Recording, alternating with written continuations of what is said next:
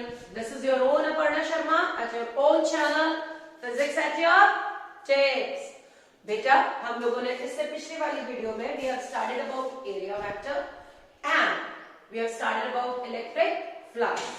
Now we are going to start with a very important topic, Gauss law. What is Gauss law? Gauss law को define करते हुए हम आपसे कहते हैं, यदि सिंपल इसका स्टेटमेंट लिखूं पहले आपके लिए, उसके बाद इसे समझाऊं तो शायद ज्यादा आसान होगा। हमारे पास होता क्या है, हम मान के चलते हैं हमारे पास एक चार्ज है, इस चार्ज के चारों तरफ हमारे पास एक क्लोज सरफेस है। This close surface is also known as Gaussian surface. This close surface is also known as Gaussian surface. तो हम आपसे कहते हैं सरफेस इंटीग्रल ऑफ किसका, electric field over the close surface is equal to 1 upon epsilon naught times the charge enclosed in the surface. अब आते हैं अपनी भाषा पर, ये तो वो है जो आपको लिखना पड़ेगा, ठीक है। अब हम बात करते हैं अपनी भाषा से कि सरफेस इंटीग्रल किसका लेना है, इलेक्ट्रिक फील्ड का। कैसी सरफेस होनी चाहिए, क्लोज सरफेस।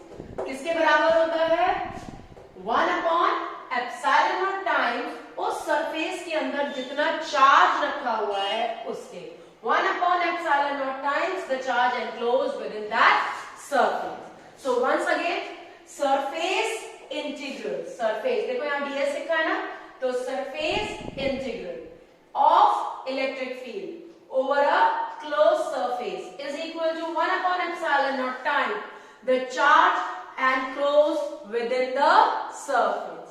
यहां पर आप शुरू करते हैं जब गॉस लॉ, तो वैसे यदि मैं आपसे कहूं तो इसका प्रूफ मेरी सिलेबस में नहीं आता, बट स्टिल मैं चाहूंगी कि आप लोग इसके प्रूफ को एक बार जरा सा समझ के देखिए।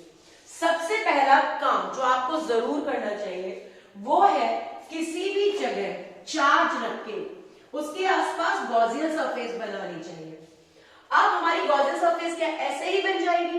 नहीं, हमारी गॉसियन सरफेस को कुछ क्वालिटीज मेंटेन करनी पड़ेंगी, और वो क्वालिटीज क्या होंगी कि आपके चार्ज के चारों तरफ गॉसियन सरफेस इस तरह से बननी चाहिए कि वो चार्ज से इक्यू डिस्टेंस रहे। चार्ज के चारों तरफ जब आप एक गॉसियन सरफेस डिजाइन करेंगे तो आपको ये मानना पड़ेगा कि आपकी गॉसियन सरफेस चार्ज से क्या हो, इक्यू डिस्टेंस। दूसरी चीज, आपकी जितनी भी चार्ज से निकलने वाली इलेक्ट्रिक फील्ड लाइंस है वो सारी इलेक्ट्रिक फील्ड लाइंस आपकी गॉसियन सरफेस पे क्या हो, परपेंडिकुलर। ये दो प्रॉपर्टी आपको जरूर सेटिस्फाई करानी पड़ेगी।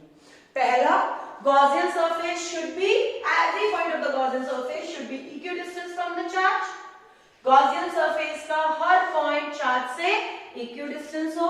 दूसरी प्रॉपर्टी क्या होगी कि आपकी इस चार्ज से निकलने वाली जितनी भी इलेक्ट्रिक फील्ड लाइंस हो वो आपकी Gaussian surface पे इस तरह से आए that they all should be perpendicular to the given surface, right? तो यहां पर आपने, जैसे यदि आपके पास एक पॉइंट चार्ज है, पॉइंट चार्ज के चारों तरफ मुझे एक ऐसी सरफेस चाहिए जो पॉइंट चार्ज से इक्यू डिस्टेंस भी हो और पॉइंट चार्ज से सारी निकलने वाली इलेक्ट्रिक फील्ड लाइंस उस पर परपेंडिकुलर भी हो, तो नेवरदलेस वो surface has to be spherical in shape, कोई और शेप हो नहीं सकती, it has to be spherical in shape. यदि आपका चार्ज इस तरीके से लेंथ में है, ऐसे डिस्ट्रीब्यूटेड, तब आप क्या करोगे, then in that case your Gaussian surface should be cylindrical in shape, so that every line, every electric field line coming out from the charge should be equidistant।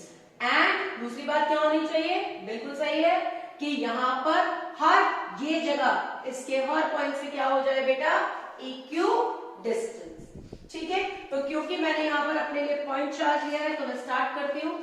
मैंने क्या किया, इस गॉसियन सरफेस से एक छोटा सा एरिया लिया, Let that area be ds. इसका area vector will be along this line. Is that clear children? अच्छा, इसी पॉइंट से पास होती हुई मेरी इलेक्ट्रिक फील्ड लाइन भी इधर आ जाएगी. Can you all see? तो आपने क्या किया, अपने गॉसियन थ्योरम में इसका लेफ्ट हैंड साइड उठा लिया. You will get E dot ds. तो यहां पर आप क्या लिखोगे, E ds cos of theta. Right children? अच्छा, थीटा यदि आप सबको दिखाई दे रहा हो तो theta has to be the angle between E and ds. इनके बीच का एंगल होना चाहिए. तो this angle has to be, yes, यहां पर क्या दिखाई दे रहा है, it is to be 0. So in that case this will become E ds cos 0. अब यहां पर आप अपने इसकी सरफेस एरिया की लिमिट लगाइए. इसका surface area minimum could be 0, maximum could be 4 pi r square, where r is going to be the radius of this sphere. r will be the radius of the sphere. इस point पर electric field की intensity कितनी हो जाएगी बेटा, this will become 0 to 4 pi r square. ये हो जाएगी 1 upon 4 pi epsilon naught q upon r square ds. cos तो आना ही नहीं है मेरे लिए, तो मैं यहां पर मेरे पास जो बचेगा वो होगा 1 upon 4 pi epsilon naught. Integration शायद सबको करना आता है, यदि नहीं आता तो please put it in the comment box. I will help you in doing so also. बच्चे यहां से आपके पास ये -0 वाला टर्म आप हटा दीजिए. 4 pi से 4 pi कैंसिल, r स्क्वायर से r square cancel. You will get q upon epsilon not which is here. ठीक है, इसी वजह से कई बार हम ये भी कहते हैं फ्लक्स लिंक्ड विद, इसे ज्यादा शॉर्ट फॉर्म में लिखना है यदि तो हम क्या देते हैं, flux linked with any surface is equal to 1 upon epsilon naught times the charge enclosed in the surface. यदि आपकी गॉसियन सरफेस में एक से ज्यादा चार्जेस हैं, यदि आपकी गॉसियन सरफेस में एक से ज्यादा चार्जेस हैं, तो आप यहां पर अपने गॉसियन लॉ को जब लिखते हैं तो you write it in the way that phi is equal to q1 plus q2 plus q3 till qn upon epsilon naught, where every charge has to be taken with its sign, proper sign. Plus charge है तो plus लीजिए, minus charge है तो minus ले लीजिए. Is that clear to all? तो net flux linked with the Gaussian surface will be the effective sum of the charge divided by epsilon naught. Clear children? Gauss law आपके लिए बहुत important है. कई बार आपसे ये पूछा जाता है कि अभी क्या था, मैंने कूलम्स लॉ से यूज हुआ इलेक्ट्रिक फील्ड का formula 1 upon 4 pi epsilon naught q upon r square use किया था, लेकिन अब तब तक मुझे गॉसियन सरफेस आके मान लीजिए मुझे तब तक गॉस लॉ पता नहीं था, मैंने तो उसे q upon epsilon naught ही तो प्रूव किया है आपके लिए. अब मैं आपसे कहती हूं मुझे ये पता है, मुझे ये प्रूव कर दीजिए. बहुत टफ काम नहीं है बेटा, बहुत इजी है. आपने दोबारा से एक चार्ज लिया, ठीक है, वही एरिया वेक्टर उठाइए, फटाफट जल्दी से उठा लीजिए. इसी पॉइंट का इलेक्ट्रिक फील्ड ले लीजिए. ले रहे हैं? गुड. स्टार्ट करिए. We know E dot ds, E ds dot ds को मैं लिख रही हूँ E ds cos theta is equal to q upon epsilon naught. पिछली बार हमें ये नहीं पता था, हमने सिर्फ यहाँ से शुरू किया था, हम यहाँ पहुंचे थे. अब हम शुरू करते हैं. तो यहाँ पर मेरा थीटा सबको दिखाई दे रहा है 0, तो I will write E ds cos 0 is equal to q upon 4 pi epsilon naught, q upon epsilon naught. Limit लगा दीजिए. उसका कारण है आपका ये सरफेस एरिया कम से कम 0 हो सकता है और ज्यादा से ज्यादा पूरे स्फीयर का एरिया हो सकता है. The area of the sphere is 4 pi r square. So children, you will have E 4 pi r square minus 0, that is equal to q upon epsilon naught. So you will have E is equal to 1 upon 4 pi r square q upon epsilon naught. बस जरा सी जगह इधर उधर कर दीजिए.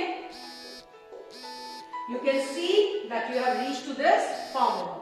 So this is one other another way, the kind of a derivation of Coulomb's law using Gauss law.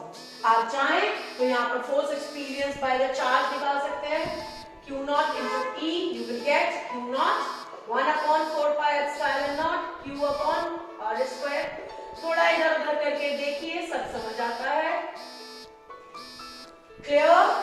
This is the proof of Coulomb's law also for you. So till the time we meet next, stay home, stay safe, पढ़ते रहिए. Please do not forget to subscribe my channel and do put a like button.